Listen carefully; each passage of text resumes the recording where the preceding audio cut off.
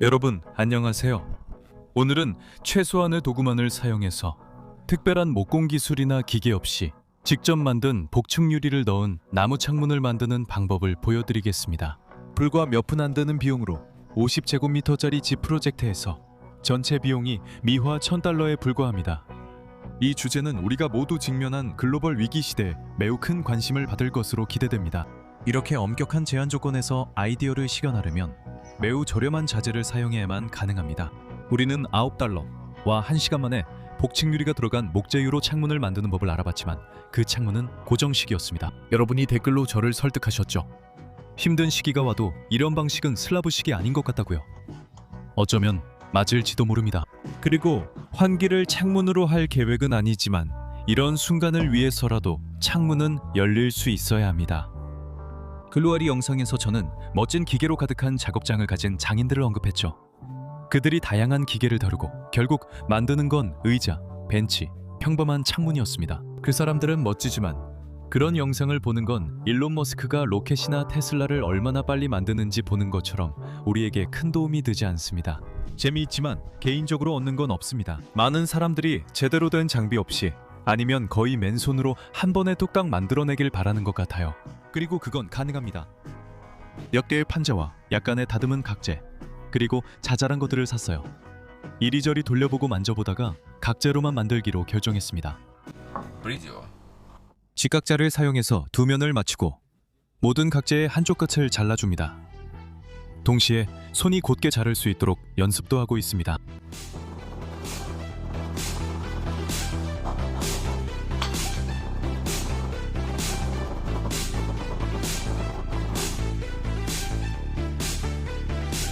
모든 것이 통제되고 있고 재료도 완전히 준비됐습니다. 그런데 첫 번째 실수로 준비한 각재를 정확히 10cm나 짧게 잘라버렸어요.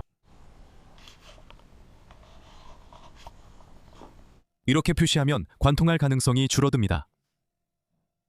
참아. 저는 컴피르마트용 드릴비트로 구멍을 뚫으며 나무나 금속용 드릴비트도 적절한 직경이면 대체 가능합니다. 저는 50첵스20, 40첵스20 두 가지의 각재를 쓸 예정입니다.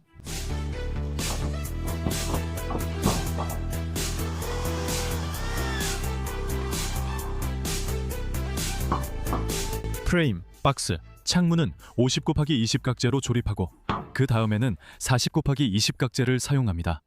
모든 연결은 가구 제작에서 매우 널리 사용되고 가장 신뢰할 수 있는 체결재로 합니다. 컴피르마트, 일명 유로나사 또는 나사식 조임대라고도 불립니다. 이 조임대의 일반적인 명칭은 독일의 하드웨어 제조업체가 컴피르마트라는 상표로 출시한 것에서 유래되었습니다. 소련의 전문 가구 제작자들은 1973년에 컴피르마트에 대해 알게 되었습니다. 레스트레브 맛이 전시회에서였습니다. 실제로 사용할 수 있게 된 것은 90년대 초반이 되어서였습니다. 창틀 박스가 완성되었습니다. 플라스틱 창의 박스와 창짝을 측정해보면 창짝의 내부 부분이 박스보다 2cm 이상 더 작다는 것을 알 수 있습니다. 이것은 특수 하드웨어를 사용하기 때문입니다. 종종 나무 창문과 문이 습도 변화로 인해 마찰이 생기고 제대로 닫히지 않거나 틈이 생기는 경우가 있어서 저는 작게 만들지 않고 각 면마다 5-6mm씩 여유를 두었습니다.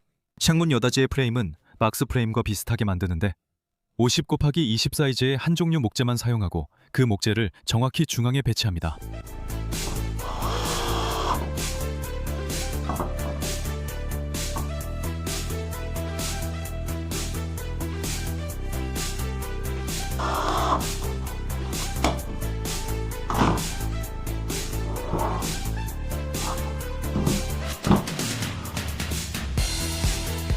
놀랍게도 지금까지 모서리 각이 완벽합니다.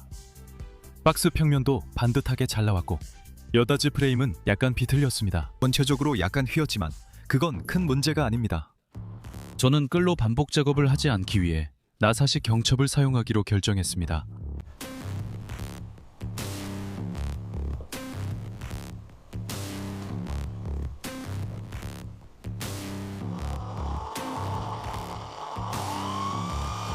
혼자 각재를 중앙에 드릴로 뚫고 있습니다.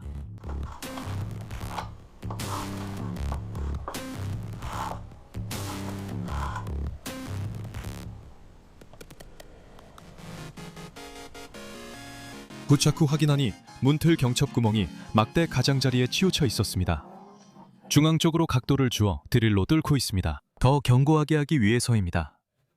이런 경첩은 처음 쓰는데 별도 도구 없이 눈대중으로 설치가 정말 간단했습니다. 실수는 없었습니다. 경첩을 돌려서 조이거나 풀면서 간격을 조절할 수 있습니다. 그리고 문짝의 닫힘 간격은 3-4mm로 맞추려고 하고 있습니다. 왜 그런지 곧 알게 될 겁니다.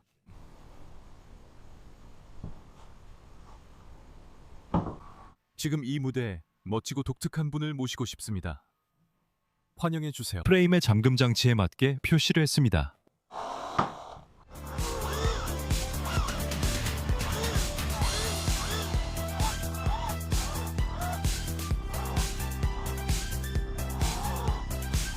또한 드릴 하나로도 구멍을 뚫을 수 있었습니다.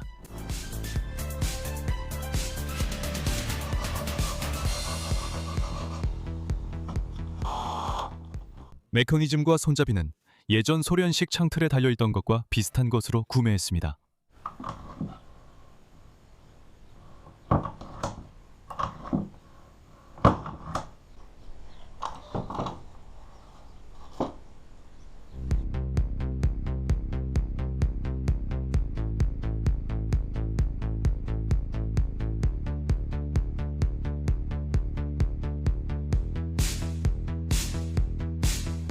모든 부분을 손으로 연마하며 모서리는 둥글게 다듬습니다. 누군가는 야, 너 이 카탈로그에서 연마기 주문했잖아. 어디 있어? 라고 말할 거예요. 그거 이미 2년 전에 배송받았어요. 여기 참고로 개봉식 장면도 있습니다. 그리고 한 번도 이 구매를 후회한 적이 없어요. 아마도 신중하게 골랐기 때문이겠죠? 아무거나 처음 보이는 걸로 사지 않았거든요. 오늘은 야샤, 부구가 너무 많아. 우리도 저렇게 있었으면 좋겠다는 댓글이 나올까봐 일부러 안 쓰는 거예요. 그리고 드릴이랑 전동 드라이버는 죄송하지만 망치나 드라이버처럼 거의 대부분이 가지고 있다고 생각해요. 심지어 직접 만들지 않는 사람들도요. 다음 창문은 장비를 갖추고 만들 거예요. 각도 절단기도 알아볼 생각입니다. 가끔 꼭 필요하거든요. 지금은 어떤 걸 살지 고민 중입니다. 조언해 주시면 정말 감사하겠습니다. 그 다음에 모든 걸 분해합니다. 이게 창틀 전체라고는 말 못하겠죠?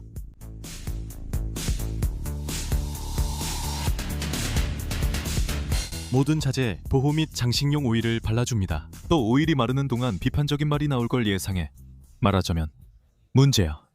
컴피르마트 머리가 창틀 외관을 많이 해칩니다. 남은 가채 조각으로 똑같이 만들어 보려고 하는데 전통적인 목공 방식으로 못 하나도 쓰지 않고 시도해봅니다. 이건 쉽지 않습니다. 아주 날카로운 끌과 지그가 필요하죠. 그리고 결과도 만족스럽지 않습니다. 왜 지금은 기계가 꼭 필요하지 않다고 생각하냐고요. DIY 시대는 이미 오래전에 시작됐고 이건 소련 시절과는 확연히 다릅니다. 그때는 적어도 제 고향 고멜에서는 스스로 해보세요 가게에서 결함 있는 렌즈 몇 개만 팔았거든요. 아마도 탄도미사일용 광학 장비를 생산하는 공장의 불량품, 소못을 만드는 데서 나온 천조각, 군화용 인조가죽, 테랄루미늄 자투리, 군용 쉘터와 GAG-66, 그리고 그 밖에 잡동사니들이었죠. 공화국의 수도에서는 다를 수도 있었겠지만 우리 동네는 그랬어요. 소련 시절에도 좋은 점이 많았지만 물자 공급은 많이 부족했어요. 진짜 상습적인 자작꾼들은 소련의 금욕주의가 낭만적으로 여겨지던 그 옛날에 자기 직장에서 뭔가 더 중요한 것을 몰래 들고 나올 수 있었던 사람들이었어요. 그리고 소련 시절에는 보통 집에 많이 가져가지 않았고 딱 필요한 만큼만 챙기는 선을 알았어요. 90년대처럼 공장, 배, 열차, 석유, 가스관 전체를 통째로 가져가진 않았죠. 요즘은 접착제 종류가 정말 다양하죠. 저는 가장 구하기 쉬운 방수 PBA를 사용합니다. 짜내고 남은 잉여분은 바로 닦아냅니다.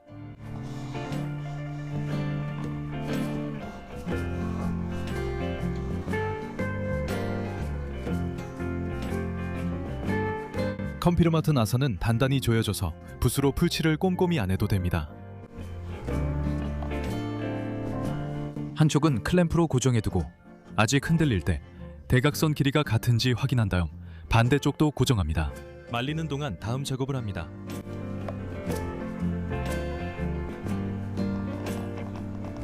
묻지 마세요. 목공 경험이 많지 않지만 그래서 경험 없는 사람도 도전할 수 있도록 돕는 정보가 더 소중하다고 생각합니다.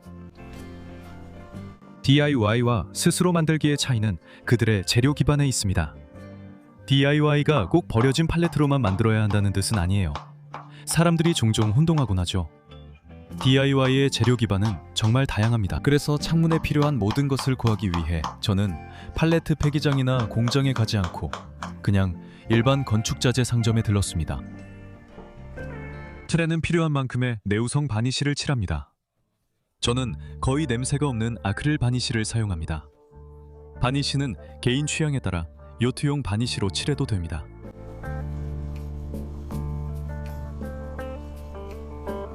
창틀을 접착했던 것과 똑같이 창작도 접착합니다. 유리와 유리가 창작에 닿는 부분을 탈지합니다. 투명 실리콘을 바릅니다.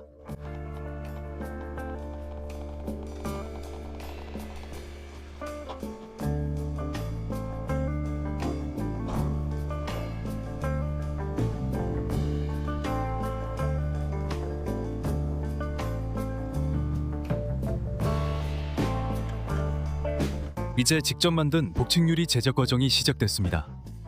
이제 이런 케이블 채널과 기적의 고양이가 필요합니다. 고양이 화장실용 흡수성 모래입니다. 이상적으로는 실리카겔을 구하는 것이 좋습니다. 실리카겔은 공기 건조에 널리 사용되며 신발 상자 등에서 작은 봉지로 자주 볼 수 있습니다. 고양이 화장실용 실리카겔 모래도 있습니다. 저는 규제품을 사고 싶었지만 더 저렴한 걸 샀어요. 벤토나이트 기반 제품입니다. 제 생각엔 벤토나이트도 유리창 내부 습기를 흡수할 수 있을 것 같습니다. 제 결론이 맞는지에 대해서는 댓글로 수정사항을 남겨주셔도 됩니다.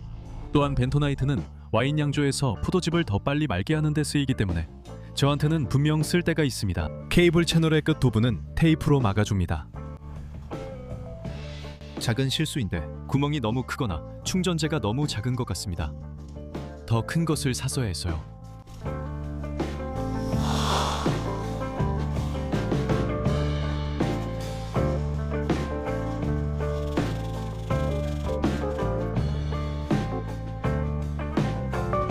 이제는 모든 게 정상입니다. 여러분도 분명히 보셨을 겁니다. 유리창 사이 알루미늄 감봉에 있는 작은 구멍들 말이죠. 그 안에도 흡습제가 들어 있습니다.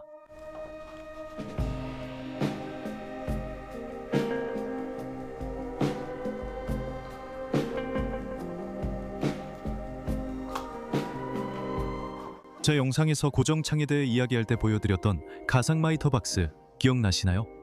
이제는 그 각도기도 제법 익숙해졌습니다.